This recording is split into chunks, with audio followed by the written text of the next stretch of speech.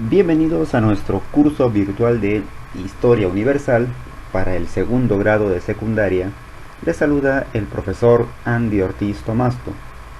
Recuerda que la consigna de esta semana es Navidad es tiempo de reflexión.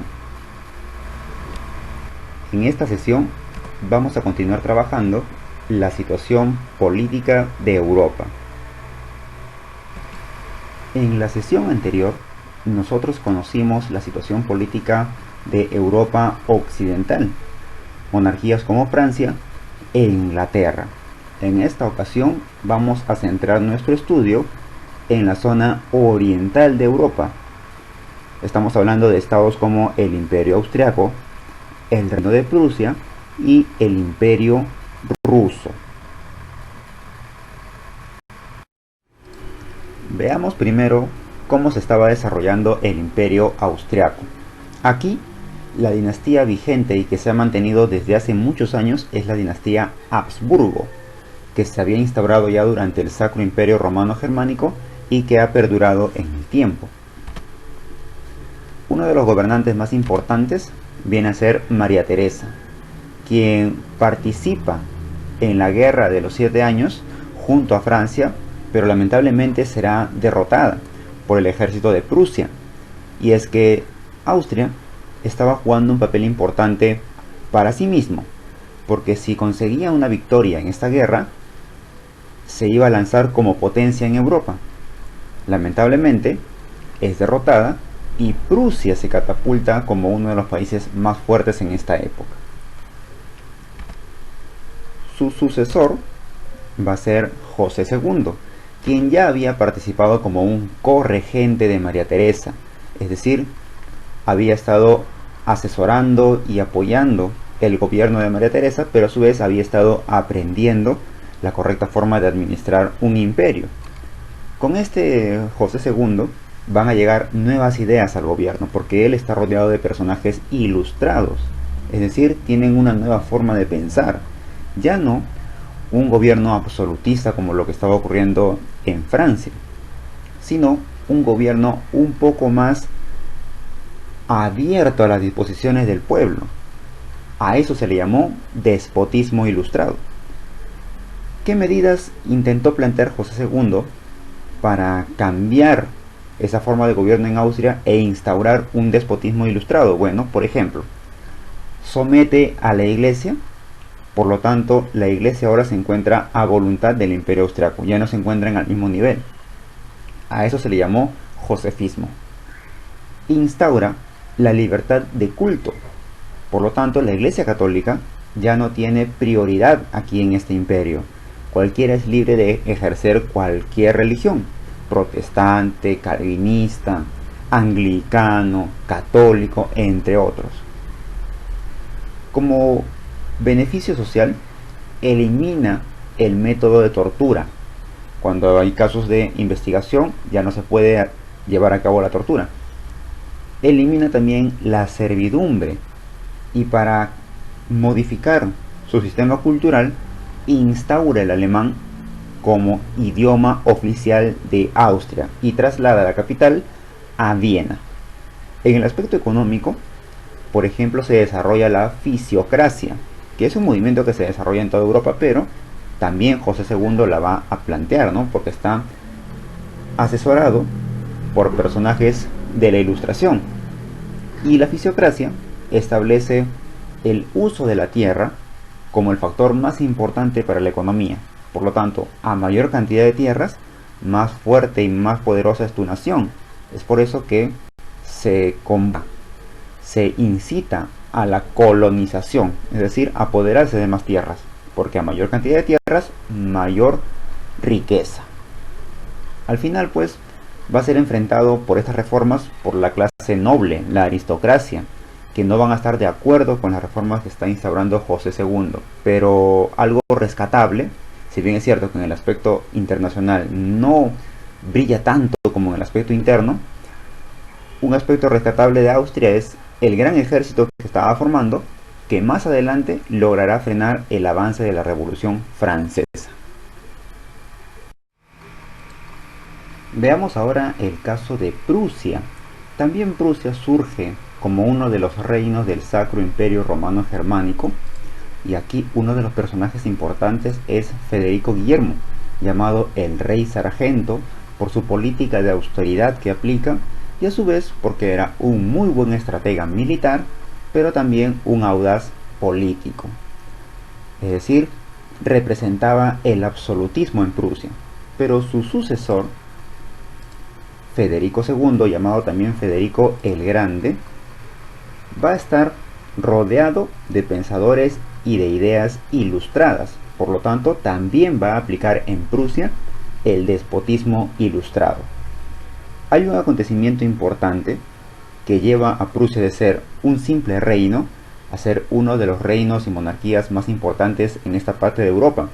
Y eso fue la Guerra de los 7 años que combate al lado de Inglaterra, con lo cual derrotan a Francia y a Austria. Con eso Prusia ha demostrado su superioridad bélica, militar y a su vez política. Para seguir anexándose territorios, junto con el Imperio Ruso, realizan el conocido reparto de Polonia, porque Polonia estaba viviendo problemas internos. Es así que aprovechan estos dos estados, Prusia y Rusia, para ampliar sus dominios en estas zonas. Claro, como Federico II está aplicando algunas reformas ilustradas, eso no le va a convenir ni a la iglesia, ni a la aristocracia, ni a la nobleza que estaba habituada, ya estaba siempre con el mismo estilo de vida, ya estaba acostumbrado a una forma de gobierno. Pero al darse estas reformas, van a estar en contra de Federico II. A pesar de ello, Prusia va a seguir en crecimiento. Federico II fue un gran estratega y también un buen militar, aunque no le gustaba. Él prefería más la música, la filosofía, la poesía, la literatura. Era tan importante en estas características culturales que fue admirado por el mismo Napoleón Bonaparte, el mismo filósofo Voltaire. Federico II admira mucho la cultura francesa. Es por eso que instaura en Prusia el francés como idioma oficial, y en su palacio principal en Berlín va a recibir constantemente a variados pensadores ilustrados. Vayan asesorándolo para que vayan conversando en esas grandes tertulias en las cuales se reunían y compartían conocimiento.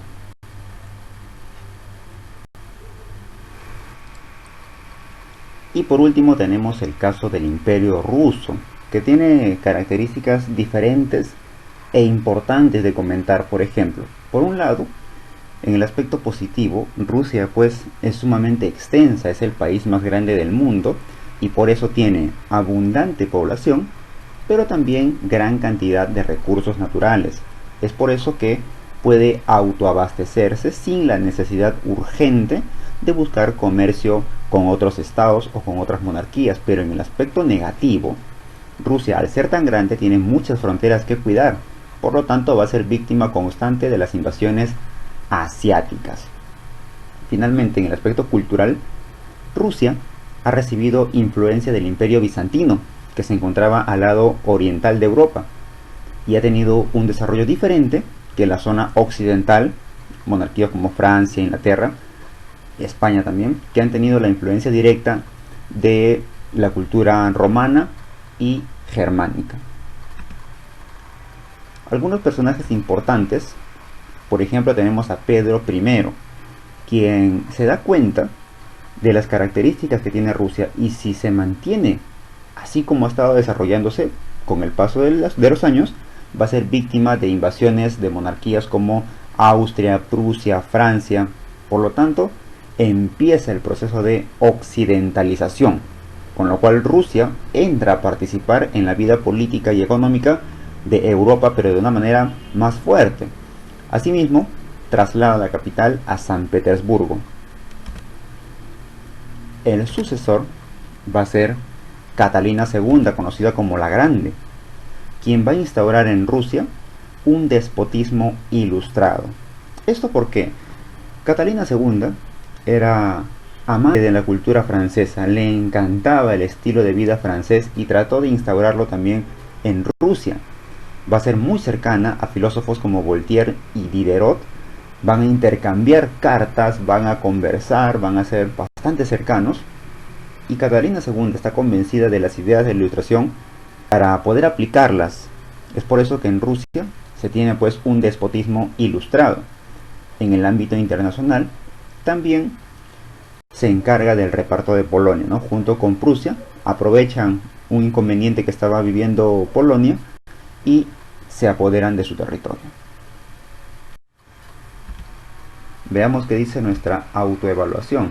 La primera pregunta es: ¿en qué sector de Europa se encontraban Rusia, Austria y Prusia? Estamos hablando prácticamente de la zona de Europa Oriental. Aunque Rusia se encuentra más en Asia, también tiene una parte que corresponde a Europa. La segunda pregunta nos dice: ¿qué tipo de gobierno tuvieron estas monarquías? El caso de Austria, Prusia y Rusia fue muy cercano al desarrollo de la Ilustración. Es por eso que aquí se adopta estas ideas ilustradas y se plasman en una forma de gobierno conocida como el despotismo ilustrado, cuya frase, cuyo lema más importante es: todo para el pueblo, pero sin el pueblo.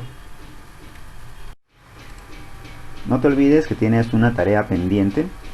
Desarróllalo, practica y estudia mucho y nos encontramos la próxima clase. Hasta luego.